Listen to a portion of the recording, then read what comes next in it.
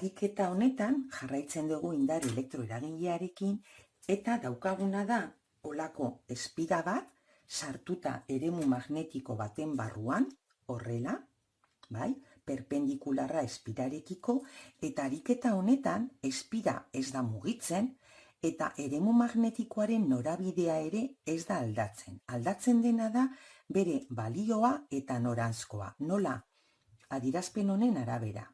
Zergaitik esaten dut aldatzen dela noranzkoa, zeren bete funtzio sinusoidala denez, sinua hau izango da positibo edo negatibo. Kalkulatu behar dugu lehendabizi nolakoa izango den espira zeharkatzen duen fluxu magnetikoa. Fluxu magnetiko hori aldatuko da denboraren arabera eta hori da eskatzen diguten. Hau da, fluxu magnetikoa izango da biderkadura eskalarra B bider S. S definitzeko egiten dut horrela. Orduan, S vektorea areaka jungo da eta kosinu 0 izango dugu. Beraz, B bider S azalera da pi R karratu. Baina B denborarekin aldatzen da, orduan hori sartu beharko dugu. Nola, modu honetan, pi R karratu bider guzti hau da B. 1,8 sinus 8 t. Eta honek ematen digu 0,226 sinus 8 t Weber.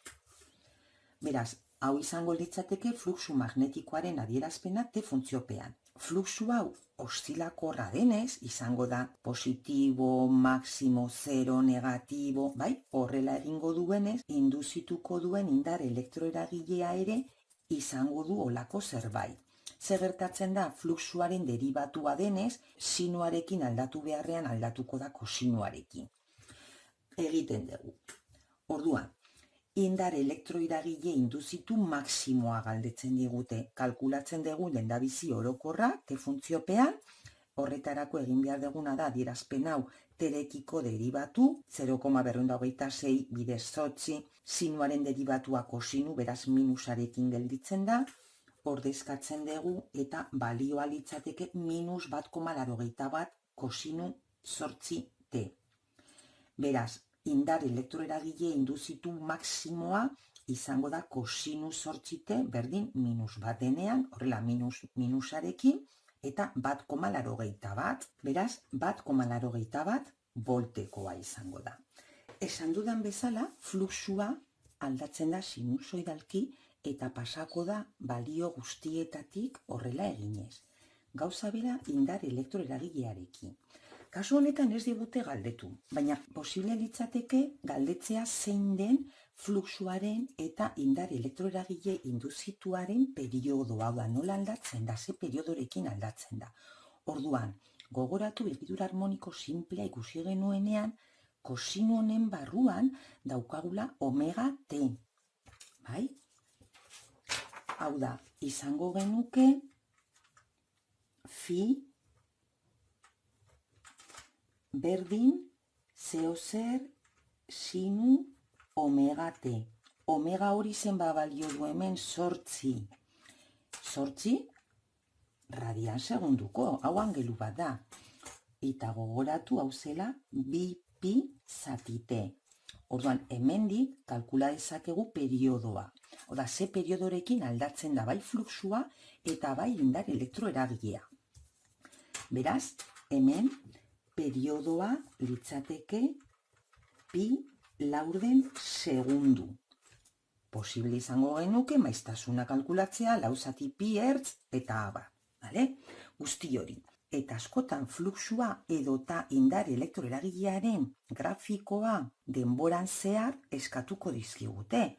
Orduan, horretarako kalkulatu dugu hemen periodoa, pi laurden segundu dela, orduan badakigu denbora hori pasata egin duela ziklo oso bat. Hemen fluxua Weberretan denborarekin nola aldatzen den ikusteko, markatu dut maximoa lehen kalkulatu duguna zela 0,226 eta minimoa izango da minus 0,226.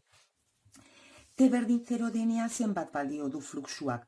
Sinu 8 bider T 0, orduan 0 hasierako momentuan. Eta denbora aurrera egitean, hau izango da positiboa, orduan positiborantz eta iritsiko da maximo batera.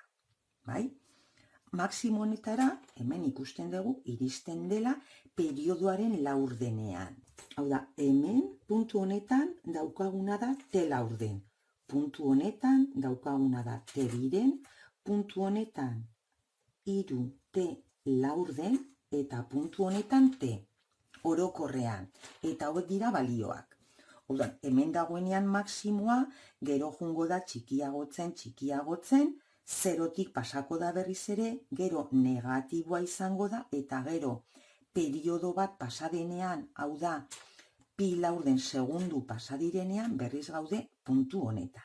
Indar elektroeragileari dagokionez, gauza bera, begiratzen dugu ze balioen artean mugituko den, -1,81 eta +1,81 volten artean ibiliko da, maximo eta minimo. Hasierako momentuan T berdin 0 denean, hemen ikusten dugu T berdin 0 denean, hau dela -1,81. Horregatik hemendik abiatu gara. Ados? Eta orain gauza bera egiten dugu. Minus izatetik jungo da maximoraino eta gero berriz ere jeisten. Fijatzen baldin bazarete, bi hauen arteko desfasea badago, bale? T laurden, bai? Nolabait, grafiko hau litzateke hemendik hasita. Higidura harmoniko sinplean bezala. Eta hau da dana, edozein zalantza baldin badaukazue, mesedez iruzkinetan utzi eta erantzungo dizuet. Gero arte!